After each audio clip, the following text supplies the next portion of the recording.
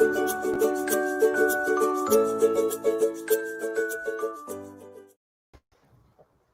everybody, good morning and welcome to the adibiip Group Innovators Live Q&A, your daily live cast, bringing you guys useful intellectual property content every single day of the week, trying to bring you guys as much invaluable information that we possibly can to help you guys navigate the business world. I hope you guys had a great weekend and you guys are ready for today's episode number 130. We're going to hit you with some really, really relevant content. But before that, I just want to remind you guys, this is a Q&A show. So if you guys have ideas for specific questions or specific topics that you want covered on the show, please send an email to victoria@adibiip.com, victoria@adibiip.com. Send her your questions, your show ideas, anything that you guys want answered, send them her way and we will try to get them answered on the show. We also have a community number. Feel free to text 415-943-5193, 415-943-5193. Would love to have you in my text community. If you text that number, you'll get direct access to me. You can send me your questions, send me your show ideas, and we'll try to get them on the show. So before we get into today's episode, let's do a quick recap of what we did on Friday on episode number 129. So on Friday, the question was why the Jazz Pharmaceuticals acquisition of GW Pharma is a big deal. So that was a really cool episode because we did a deep dive into GW's patent portfolio, which has over 60 patents. A lot of them are really, really valuable, some involving treatment for dyslexia. They just have a whole slew of patents. And so we wanted to study that because we also wanted to understand what Jazz was actually purchasing when they bought them. And so it's really, really good idea to study patent portfolios of companies that are being purchased or acquired. And it also gives you a good sense of what technology they actually own and what technology they've actually developed. So that was episode number 129. Today, episode number 130. Victoria, what are we doing? Today, we're looking at who successfully trademarked Bitcoin. So Bitcoin's in the news because Tesla recently purchased 1.5 billion Bitcoin. They're interested in trying to accept it as a form of payment. And so we decided we'd look at Bitcoin and take a look at what the Bitcoin trademarks out there are and who successfully has trademarked it. So I'm going to go ahead and I'm going to show you guys how to do this from start to finish. You guys can hopefully use this information in this video for when you guys do your own analysis. I'm going to go ahead and share my screen. And the first thing that you're going to want to do is you're going to want to go to tsdr.uspto.gov. So I'm already here, but once you get here, what you're going to want to do is you're going to want to click on search trademarks. Now, I'm going to do just a basic word mark search, and I'm going to search just for Bitcoin. And I'm going to hit submit query. Now, what we're going to see is there's 217 records that are found. Now, what's interesting about these records is that, thanks to Lollapola. So there's 217 hits. Now, as you can see, there's only two, for example, in this first list that were actually successfully trademarked. That's Bitcoin Depot and Bitcoin Billionaires Club. Bitcoin Depot is covering ATM machines. So under class 9 and by Lux Vending. And again, this is actually relatively recent. So February 11, 2020, when it was published for op, but it was actually filed on September 16, 2019. And Bitcoin Billionaires Club, this was filed for in 2019 and was published for op on April 21st, 2020. So relatively recent. And again, this is covering business marketing services under class 35. Now, let's keep looking. Let's see what else we can find. Let's see what other successful Bitcoin-related marks there are. Now, these right here, these are conferences. They don't have Bitcoin as the first word, but still, nonetheless, let's take a look. And then sometimes it's neat to – so the reason why I'm showing you guys the live and dead ones is because I want to show you how challenging it has been and how few Bitcoin-related marks there actually are that have been accepted, because there's a lot of pending applications. A lot of these applications, if you go in and look at them, you're going to see they're suspended because there's prior filed applications, or there's actually substantive rejections like likelihood of confusion, genericness, various other types of issues that arise and are roadblocks to trademarking. So real quick though, let's just do a quick test. Let's see how many are live, how many are dead. So the prompt of the question was how many or who successfully, but it looks like in terms of live, so these are the live ones, and of the live ones, there's 83, right? And of these 83, you can see that still a lot of these are not registered. And let's see the next list. So all these are registered. So let's get into them. Let's take a look at them. I'm going to click previous here. So let's do a search.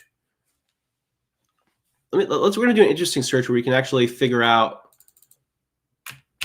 the ones that are actually registered. And here's the trick. So you're going to want to go to Freeform, and then you're going to want to search by RN registration number. And what you want to do is now I clicked on the field code just to show you guys, but this is the search term that you want right here, RN greater than 0. So this tells you that the registration number is greater than 0, and so therefore it's actually registered. So I'm going to go ahead and copy that. Now, one of the other reasons why I went down and copied it was not just to show you guys the RN field, but to also show you guys this character, because it's actually kind of tricky. Oh, whoops, I didn't copy it. I'm going to go back to structured. My apologies. Sorry, freeform. I'm going to show you guys again. So you're going to want to click on RN, and you're going to want to copy this right here, RN greater than 0. Now this mark right here, this apostrophe, it's actually not an apostrophe. That's why I'm copying it. You want to make sure that you have it's the right orientation. It's like a backwards apostrophe. Okay, so we're going to go ahead and add that to our search, and this will give us all marks that are actually registered with Bitcoin. So let's take a look. There's actually quite a few.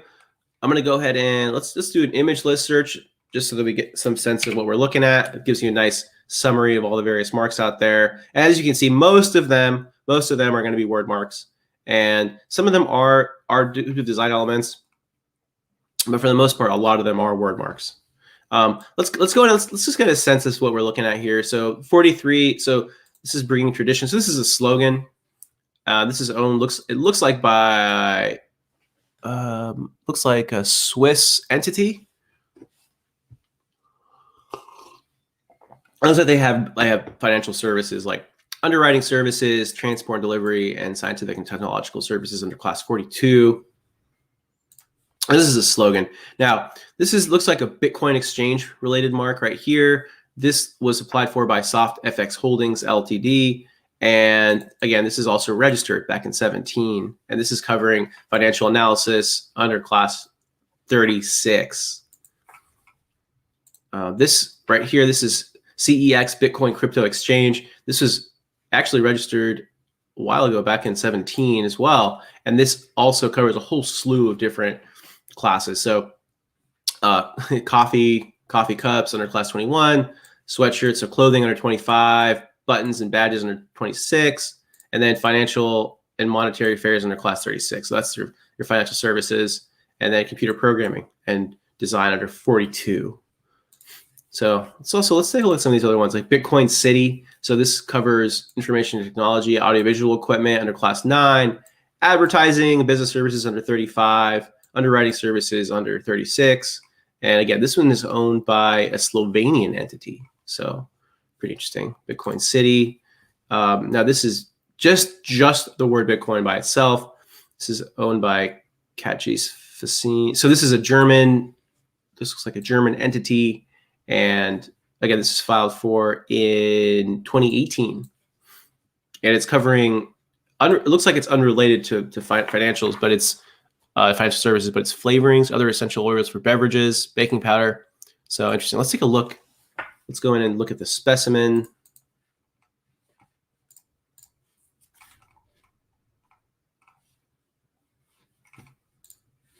So this has been the subject of oppositions and various interesting things. I suppose that shouldn't be too surprising given popularity.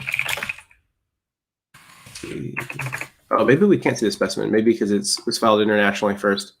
My apologies. Oh yeah, it's filed under 66A. So we have to do a little more research to figure out what specimen was submitted for that one. Again, this is class 34, so this is tobacco, alcoholic beverages in class 33. Also filed internationally first, so interesting. So these are Bitcoins related to in the food and beverage, interesting. Cash management, so this is M-Bitcoin, so this is cash management. So this is financial services under class 36, and this is owned by a Delaware entity. And Bitcoin Magazine. So this is covering class 9 electronic publications. I think I need to zoom in more. My apologies. Probably hard for you guys to see. I'm sorry about that. 16 brochures and magazines under class 16. And again, this is already successfully registered. And this is owned by BTC Media, entity in Delaware. So pretty interesting. Bitcoin of America. This is Currency Exchange Services under class 36. And this is also a Delaware entity. So as you can see, a whole variety of different companies are own various marks that have the word Bitcoin in it. This is class 35, conducting business and commercial trade shows, educational services under class 41. And this is owned by a Delaware entity. And same thing. This is their logo, but same mark, same owner. Bitfilm. I'm going to skip this one. Bitcoin Junior, financial services under class 36. And this is owned by a UK entity. Bitcoin Bitmap. So internet advertising services under class 35. Interesting. And this is owned by an entity, or an individual, actually. It's an individual in Virginia. Bitcoin Miner. And this is providing a website featuring non-downloadable videos on currencies and cryptocurrencies and blockchain technology under 41. And this is owned by a New Mexico entity.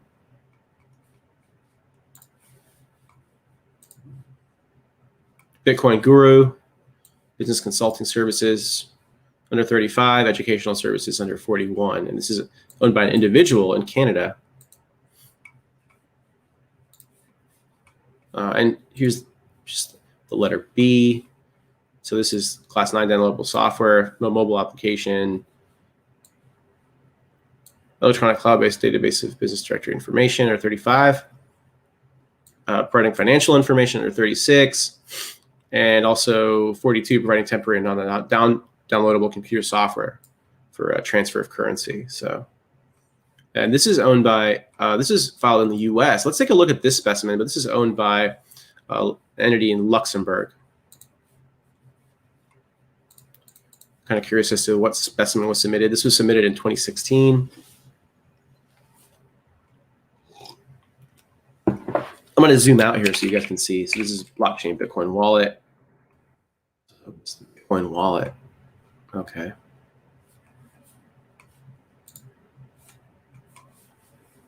See if I can zoom out a little bit just to make it a little easier for you guys to see this.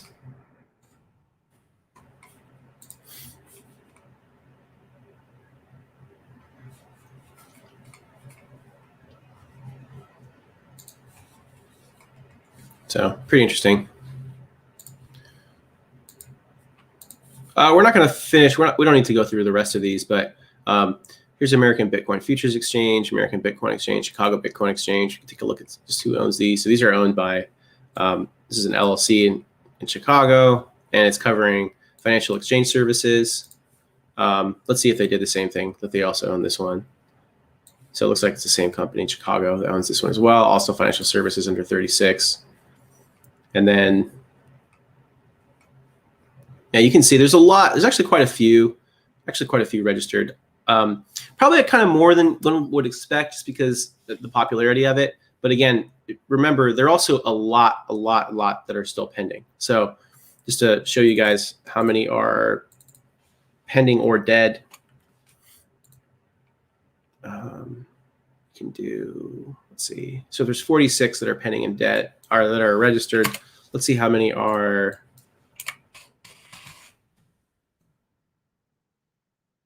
total. So 217 minus 46. So do the math on that.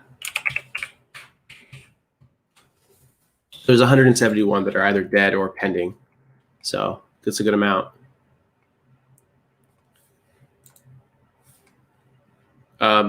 We went through most of them. Again, this is another exchange, it looks like. This is covering 36 financial services. Again, same company in Illinois that we were just looking at. And then you can see there's a lot of slogans like Let's Talk Bitcoin, Bitcoin Attire, Bitcoin Bidder, Bitcoin Billionaires Club, Bitcoin Penny. So as you guys can see, there's a whole variety, a lot of entities, a lot of individuals, a lot of some creative names, some slogans. So that's Bitcoin. Hope you guys found this episode helpful. It's interesting to see, just especially since it's in the news all the time. If you guys are interested, you should probably read and look at some of the ones that were rejected, especially if you guys are interested in trying to file your own Bitcoin-related mark, because you'll get a sense for some of the challenges that you'll be facing. So this is episode number 130. I hope you guys found it relevant, useful, and interesting. If you guys have ideas for specific topics or show ideas, please send them to victoria@adibiip.com. We'd love to get your guys' feedback. We're trying to create as much invaluable content as we possibly can for you guys to help you guys navigate the business world. If you guys have specific questions you want to send me directly, you can text at me at my community number at 415-943-5193, 415-943-5193. Would love to have you in our text community. If you text that number, get direct access to me. You can send me your questions. Would love to have them answered. So this is episode number 130. Thank you so much for watching, and looking forward to seeing you guys tomorrow for episode number 131.